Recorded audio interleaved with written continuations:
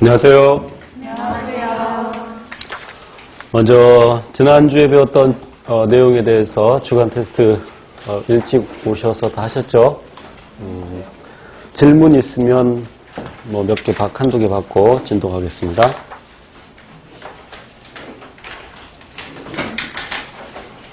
질문하세요. 다 알아요?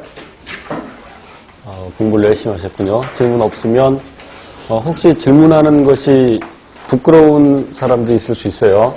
질문하면 저 녀석이 나를 어떻게 생각할까? 그런 생각하면 안 돼요.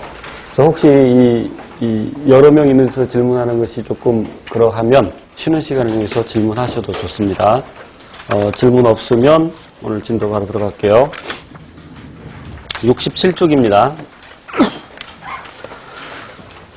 우리 지난 시간에 이제 탄수화물, 단백질, 지방에 대해서 간단히 살펴봤었죠. 그래서 탄수화물, 단백질, 지방을 주영양소라고 합니다. 주영양소라고 하는 것은 에너지원이 되기 때문이죠. 세포 호흡의 기질로 쓰여서, 기질이라고 하는 것은 물질 대사의 반응 물질이라는 뜻입니다. 기질은 substrate를 의미하죠. 이제 기질로 번역되는 영어 단어가 두 가지인데 substrate하고 matrix 두 가지가 있는데 substrate는 반응 물질이라는 뜻이고, 그러니까 효소에 의해서 물질 대사가 일어나는데 그 반응 물질을 substrate 기질로 번역하고요. 매트릭스도 기질로 번역하는데 이렇게 세포가 있을 때 핵이 있고, 대략 그릴게요. 예를 들어 미토콘드리아가 있고, 그럼 나머지 부분들을 세포 기질, 좀 줄여서 세포질이라고 하죠. 그래서 여기 확인학습 문제 나왔을 텐데 세포호흡의 장소가 어디냐 그랬을 때 대개는 이제 미토콘드리아로 얘기하지만, 물론 나중에 생명과학 2에서 구체적으로 배울 텐데 세포 기질에서도 일부 과정이 일어나죠. 세포 기질에서도 일부 과정이 일어나고, 이어서 미토콘드리아에서 일어나고, 나중에 구체적으로 배우겠습니다. 그래서 탄수화물, 단백질, 지방이 호흡 기질로 쓰인다. 그래서 에너지원으로 쓰인다. 그래서 각각 1g당 449kcal 갖는 거 기억하고 있죠. 그래서 어떤 단계까지 이제 소화가 되어야 되느냐? 탄수화물은 포도당과 같은 단당류까지 분해가 되어야 되고요. 소화가 필요한 이유는 우리가 섭취한 음식물의 크기가 너무 커서 세포 안으로 들어갈 수 없기 때문이죠. 그래서 흡수할 수 있을 정도로 잘게 쪼개는 과정을 소화라고 하는데, 탄수화물은 단당류까지, 그리고 단백질은 아미노산까지, 그리고 중성지방은 무엇으로 구성되어 있느냐면 글리세롤 한 분자에 세 분자의 지방산이 결합되어 있는데, 이때 소화 과정에서는 글리세롤과 지방산으로 다 분해되는 것이 아니라 글리세롤 하나에 지방산이 하나 붙어 있는 상태를 모노글리세리드라고 하죠. 지방산이 3개 결합되어 있으면 트리글리세라이드. 그래서 소화 과정에서는 모노글리세리드하고 2개의 지방산으로 분해가 됩니다. 그래서 모노글리세롤이라고 하기도 하고, 모노글리세리드와 그리고 2개의 지방산까지 분해가 되어야 되죠.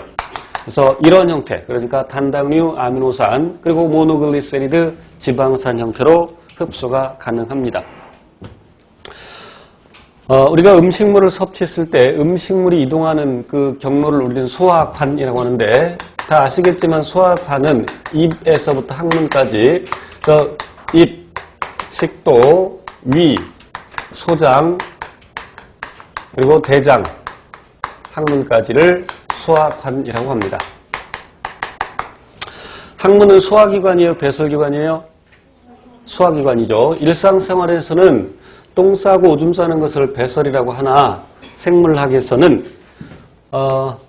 항문을 통해서 내보내는 것은 소화 과정에서 덜 분해되는 것을 내보내죠. 그래서 엄밀히 말하면 배출에 해당이 되죠.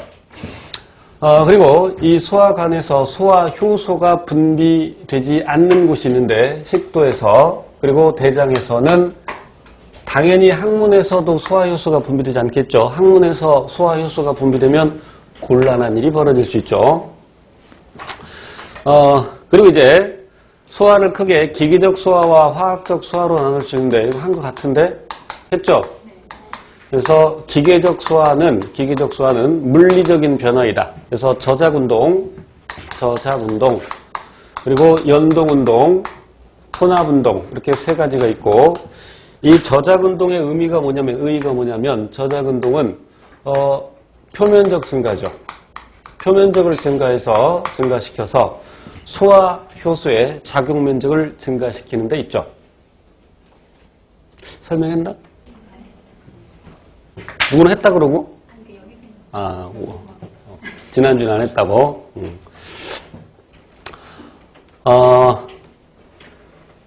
적응과 관련해서 추운 지역에 사는 녀석들의 몸집이 더 크다 그랬죠. 그죠? 추운 지역에 사는 녀석들의 몸집이 왜 커야 되는지도 설명드렸죠. 그래서 추운 지역에 사는 녀석들의 말단기관이 작아지고 몸집이 커지는데 이것은 체적에 대한 표면적의 비율, 몸집이 커지게 되면 이 값이 체적에 대한 표면적의 값이 커져야 작아져요. 설명 안 했어? 체적은 길이의 세제곱이고 표면적은 길이의 제곱이니까 L제곱으로 약분을 하면 L분의 1이 되고 그래서 몸집이 커진다는 얘기는 길이가 길어진다는 얘기니까 전체적으로 분모가 커지면 전체적으로 이 값이 작아지죠.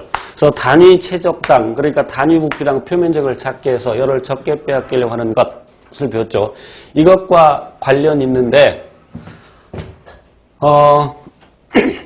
이제 저작운동에서 예를 들어서 밥을 입에 넣고 씹으면 그 하나하나의 크기는 작아지지만 그럼 하나하나의 크기는 작아지는데 전체 표면적은 커지죠.